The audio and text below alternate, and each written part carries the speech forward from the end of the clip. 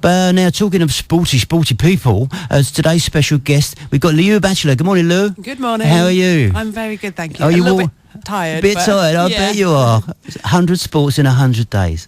Well, we will come to that in a minute. We've got plenty of time to chill out, and we want you to relax today, because we know from looking at all your videos just how busy and active you've been. So please chill out, and because we want to find out all about it. So let's go back. First of all, let's talk about your name, Liu. Yeah. Now, what's the history of that? That is not a common name. No, so the version of my name is half Chinese, half Italian. There is an accent on it, but obviously when you see it online, it's hard to put it. My parents worked in language schools, and they met a student called Liu, loved it, and kind of, much to the dismay of my grandparents, I think, decided to go for it. Okay, so no, it's lovely. It's a lovely name. I bet you just get called Lou a lot, do you? Lou, Liv, Lulu, Lilu, Lulu, La La, anything. I want to say good morning to my daughter Lou as well, because she gets called a lot of things. She gets called by her right name as well now. She was always Little Lulu. I mean, she's 29 now, but she's always Little Lulu. So let's go back to your sporty days. You're a Folkestone girl. Where did you go to school? I went to the Folkestone Girls' School. Did you? And were you sporty at school? Yeah, pretty sporty, yeah. Yeah. Me and my group of friends were most of the sports teams. Were you? Turned out, yeah. Okay. So you leave school, what happened then? I had a gap year. So I did a ski season, went off to the Alps, great fun, worked as like a nanny, activity leader, did as much skiing as I could. Did you? Came back, went travelling, so went to Brazil for a bit, and then went to uni in Loughborough. Loughborough. Well, that's a sporty university sporty, anyway, isn't it? Yes. Yeah. So what would you say then was your favourite sport? You've done over 45 sports, I think. We'll have a chat about that later. But what's your first love of sport then? What do you think that is? I think definitely skiing. Even though I was sporty growing up, sporty parents, kind of always going down the Folkestone Sports Centre, that sort of thing. I think where sport made me feel like me and kind of really get a sense of the energy that I have and that I think sport gives is skiing, and just that sense of freedom and just feeling alive when you're on the slope. And so I think skiing was that feeling that feeling me that I've kind of, I think, want to kind of feel in my whole life, really. Yeah. So, I mean, that was easy one to tick off the boxes, really. Yeah. Because you've got a sports centre here with ski slopes, so that was good. Yeah. Okay, well, we're going to play a bit of music now, and this is one this is one that you could tick off your list, because as soon as you do another sport, you could say that another one bites the dust.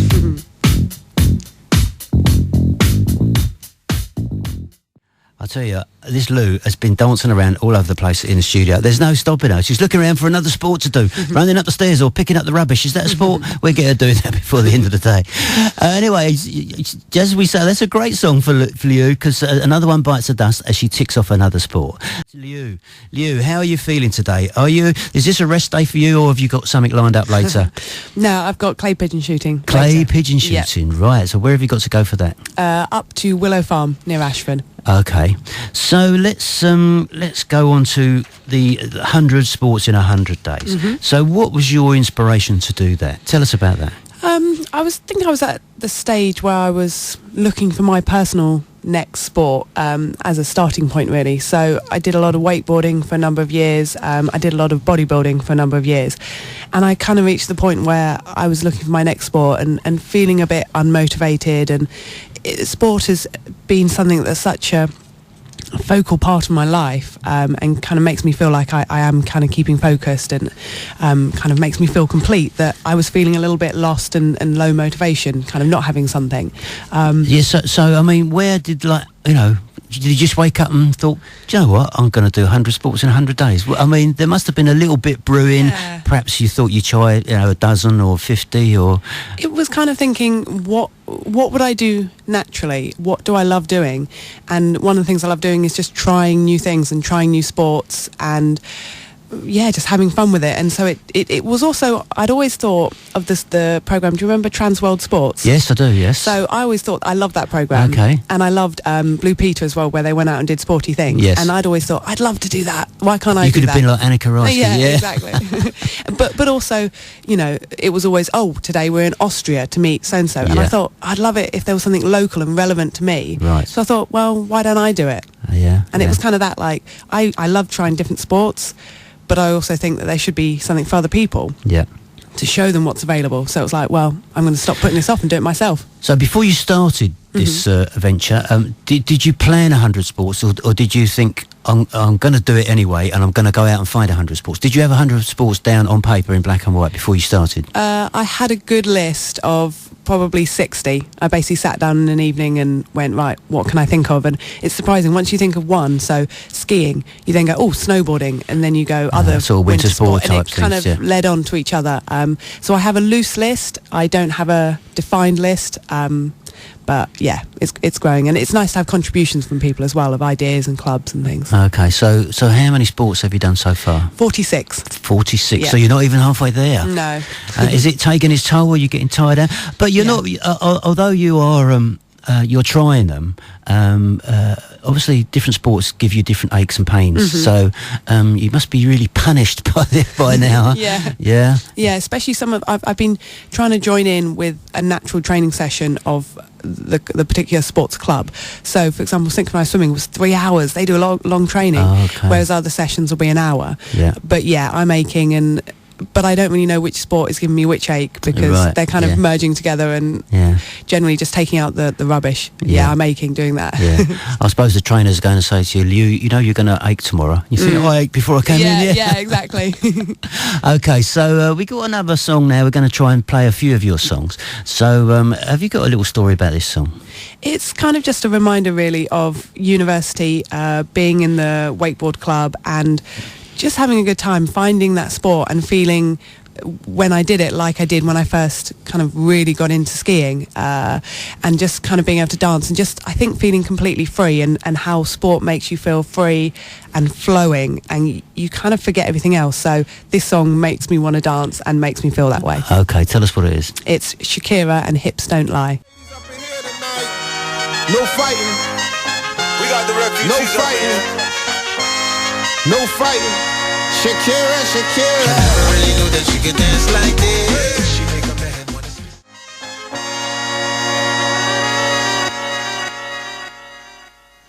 Shakira, Hips Don't Lie. There you go. That was a special song for Liu from 2006 and all the university friends that are out there. I wonder if their hips are bigger these days, Leo. Should we not say that? Some of the sports you researched in the early days there, you might have found a sport, but it wasn't round here. What's the furthest you've had to travel? So far, it's been Crystal Palace. Crystal Palace? Yeah. What were you doing up there? That was the underwater hockey. Oh, yeah, that seemed a really random one, that one. Yeah.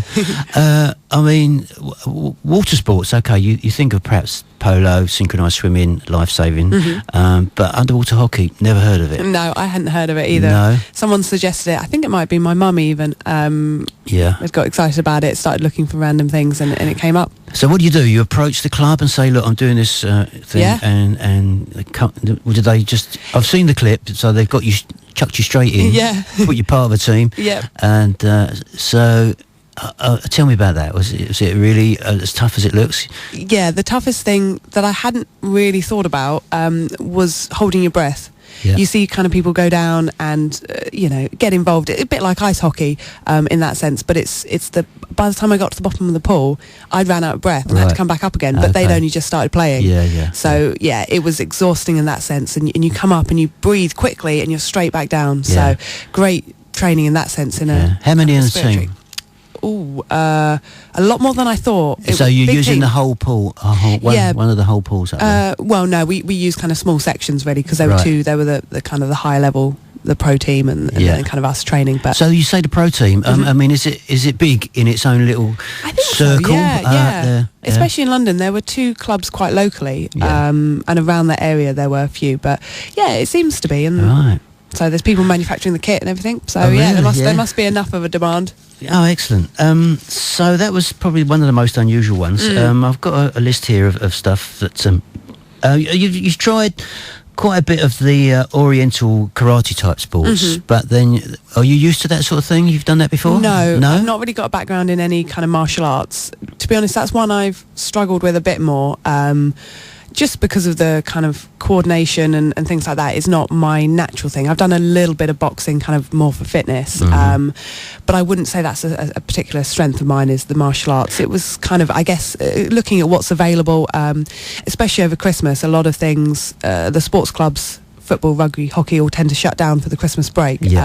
So there's that logistical side really as well I've kind of had to work with. But you were doing some Tai Chi that looked very nice and relaxing. Yeah, is that a sport in itself, or is that sort of sucked into another sport? I think it is a sport in its own right, I think. You kind of have competitions. Mahesh, who was my coach for the session, is the British national champion or something. So there's a lot of competitions in it, and it was a lot more work than I thought, because whereas in other sports maybe where you do quick movements, they're over and done with. Balance. This is, you've got to hold it. It's more like a dance in that sense. So have you found that you have come across quite a number of champions in their particular sport that perhaps you didn't know about? Yeah, really surprised. So the life-saving, there's a girl I spoke to who I just did a little interview. I didn't even know until she started speaking. She was like, "Oh, I've been to the Commonwealth Games." Oh, do you know? I can't think of her name right now. It does escape me. I'm sorry, Kevin O'Connor, his trainer, but she came into the studio when she was picked up for the Commonwealth. She came in. What a lovely girl, so modest and that. You know. Any other champions? There was gymnastics. The guy had competed for GB kind of when he was younger. Who else? I think there was a girl. I didn't meet her personally, but she was pointed out. Oh, she's kind of on her way to being in the GB squad. Things like that. So it's amazing. So you're really mixing with the elite in the sport then, yeah? That's excellent. Okay. Well, we're going to play a bit of music. This is Kevin Daly, the Sportsferret on Academy 105.9, and we're sponsored by the Natural Health Centre up at Castle Avenue there. Today I'm joined by Liu, a Batchelor, and we're talking 100 sports in 100 days. Do you think she could do it? Is there 100 sports out there? Well, Liu thinks there is. Anyway, we're going to take you back to 1964, and you can't beat a bit of the Beatles on a Saturday morning.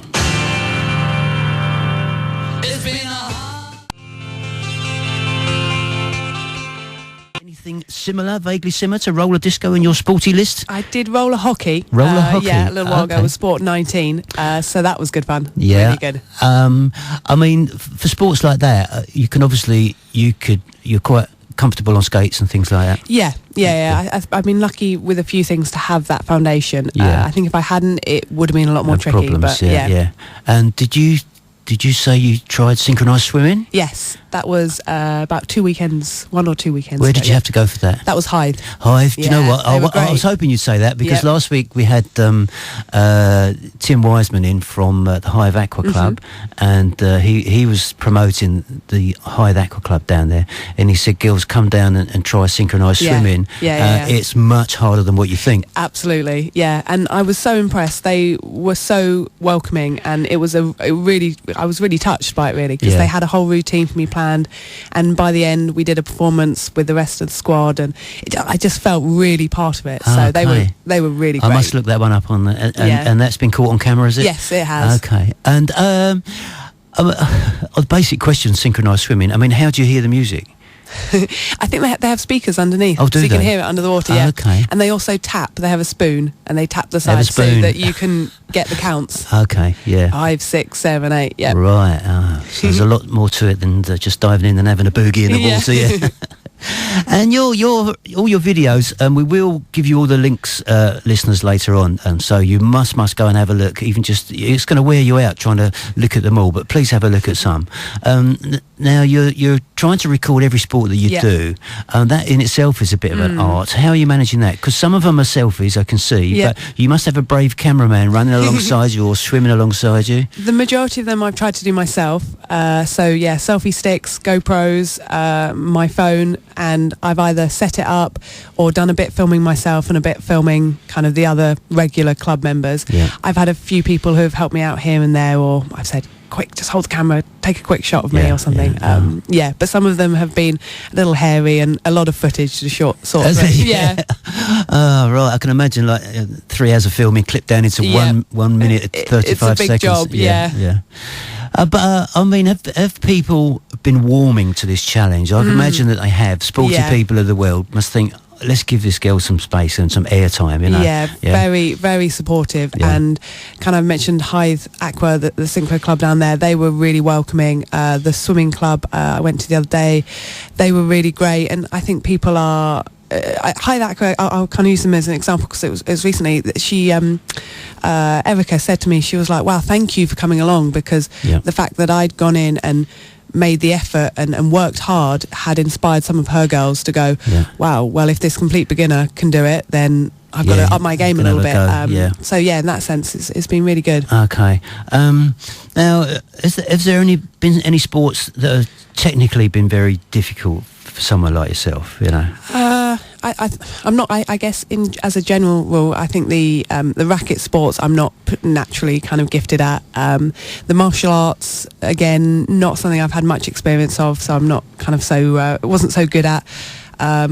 What else we have? Yeah. Well, how did you get on? Because we've had these ladies in before as well. The pole fitness. How was that? Because if I describe Liu to you listeners, she's a lovely slim lady. She doesn't weigh a bean. She's so light, and so some of the sports, I would think, you know, you've got a natural flair, natural gift for them, and I can just see you on a pole. Are you going to get one at home now, fitted in the front room? It was tough. Was it? Yeah, it was only a basic session, but you end up with kind of burns and marks on your legs, and that. Is there a lot of upper body strength holding your arms? I think it's kind of depending what moves you're doing. Yeah, upper body, core. I think that's the key thing. A lot of coordination as well. Okay, so I'm just looking down this list here, and some of these will come natural to you, because I think mountain biking. How was that? You've done that biking before? I've done a little bit. My family, my mum particularly, is a massive mountain biker and goes out locally with the kind of active crew and that lot. So I've done a bit here and there. I'm not really an endurance person, so when she goes, we're going out for 3 hours, I go, ugh. Yeah, right. But I would say I definitely am not scared to throw myself into things. So mountain biking, any of the extreme sports, I'm a bit kind of, I guess. And what about this one? Because this one isn't at all popular in this country, I think. It's obviously massive in America. Baseball. Where did you go for that? That was up at Aylesford, so the Kent Mariners. It was the beginning of their indoor season, so it was a good time to join. That wasn't my natural flair. No. I'm not particularly good at the throwing, and there was one where I almost threw it into like the crowd of people, and it was just heads.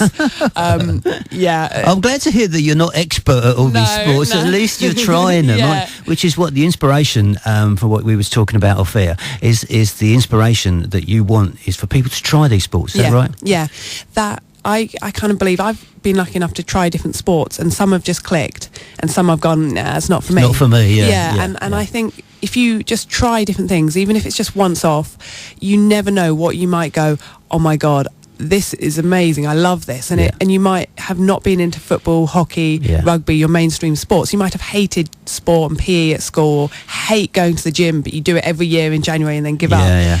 But you might try rock climbing or rowing and go, this is for me. This is for me, and you might have a natural flair, and you never know. So it's just give it a go. Okay. Who knows what you might find? Okay, now we've got another song on the playlist that you've asked for. There must be a lovely little story to this one. Has this got a little story to it? Yeah, it's kind of a bittersweet kind of silver lining story. I broke my kneecap in a wakeboarding competition, literally just as I finished uni. So this song, Florence and the Machine, actually played at my grad ball, but I was in a full leg brace. Oh no! Couldn't have a drink. No dancing for you. No then, dancing right? for me. But it just, I don't know. I can't describe the feeling that I kind of got inside, and it was this positivity out of this negative thing, and it kind of set me on a good spell for my recovery, really. Okay, so here we go. Florence and the Machine. 105.9 Academy FM Folkestone. Made in Folkestone. Sometimes I feel like throw my hands up in the air. I know I can count on you. Sometimes I feel like saying, Lord, I just don't care. But you've got the love I need to see me through.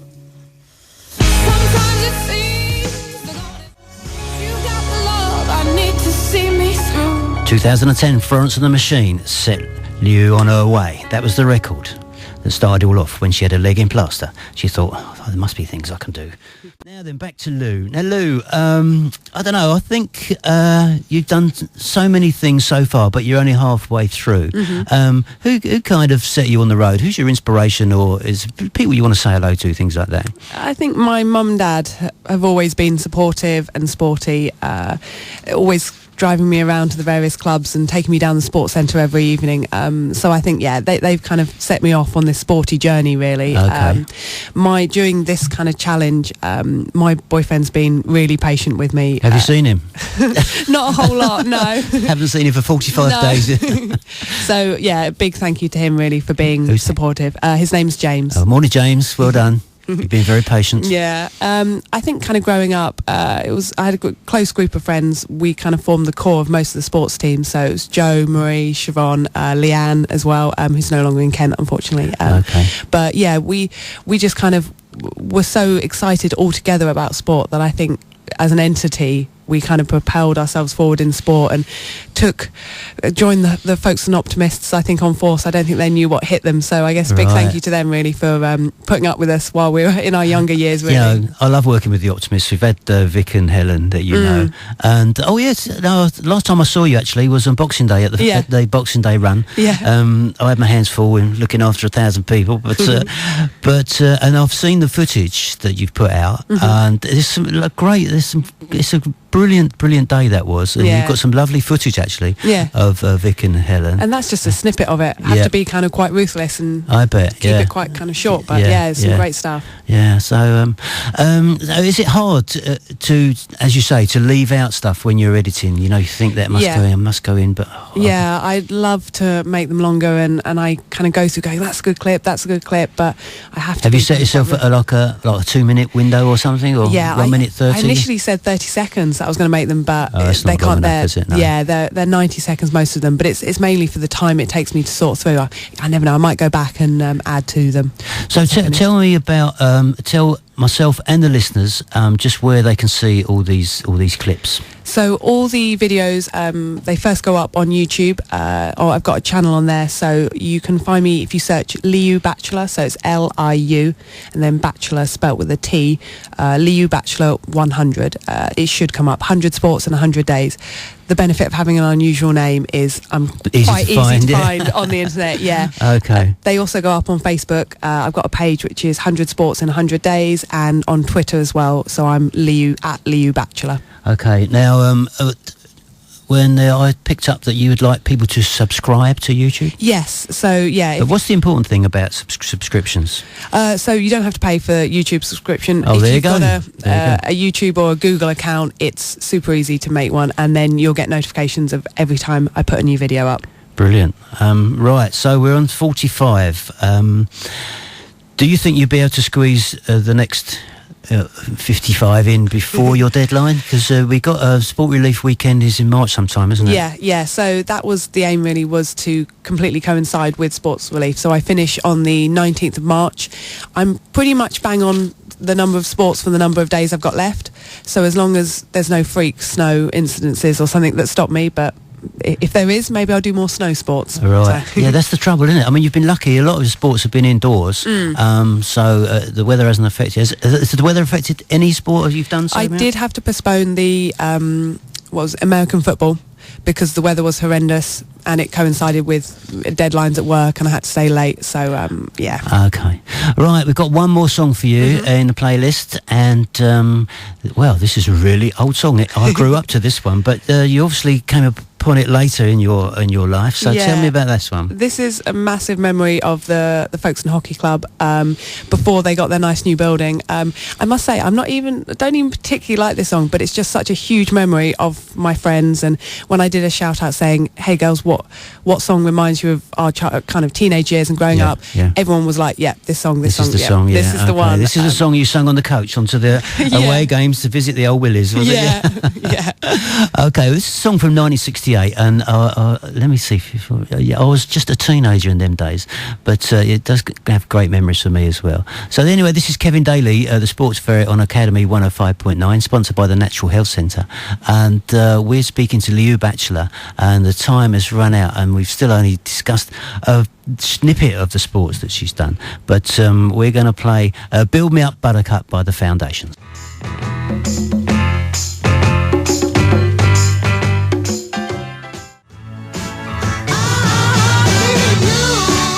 There we go, Build Me Up Buttercup from the Foundations. That's for all the hockey girls. They didn't know what hit them when Lou turned up.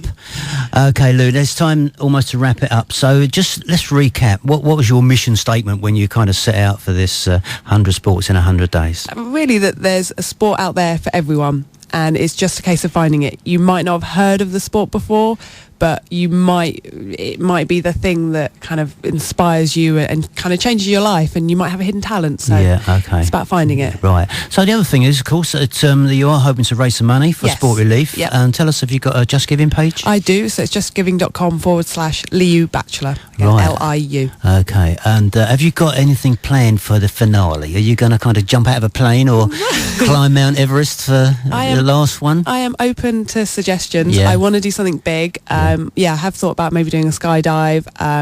I wondered whether Lizzie Yarnold is a local Kent girl as well. I wonder whether I can get her to do a skeleton bob training session with me or something. Yeah. But have you approached anybody really high profile, or have you just approached local clubs? local clubs at the moment.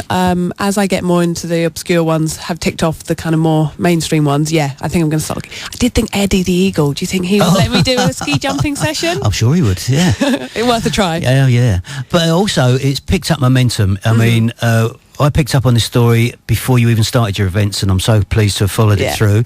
But I will say that, to be honest, we don't really like name dropping them, but BBC, KMFM, KM, the papers, they're all slowly picking up on it, and I'm so pleased for you that it's getting all the credit that it deserves, because you're putting so much into this now, and we want to spread the word, listeners. So if you've got any suggestions, then you can easily get in touch with you, Any Sports. So any last words, Liu, before we go? Just a massive thank you to all the clubs that have supported me so far, to all my friends who have been supporting, and all the kind of nice words on the Facebook page, because, as I got to the stage where I get tired, that's really helping me push through. So massive thank you to everyone who's supported, really. Okay, fantastic. Well, you're doing an awesome job, and I'm sure there's people out there thinking that, I never thought of artistic roller skating. I might give it a go. But you must be looking forward to some darts, some games like darts, or you did table tennis, sort of nice, relaxing games. Yeah. I've got some snooker coming up, so that'll be a nice one, I think. Right, that'd be brilliant. Okay, well, we're watching the clock closely now. We're heading off to the news, but all we can say is that all the best, Liu, and Thank you. I do hope that the word really, really spreads around, and that you do your 100 sports without getting injured. And I think you're going to have to come back and tell us just what the other 55 sports were like on the day.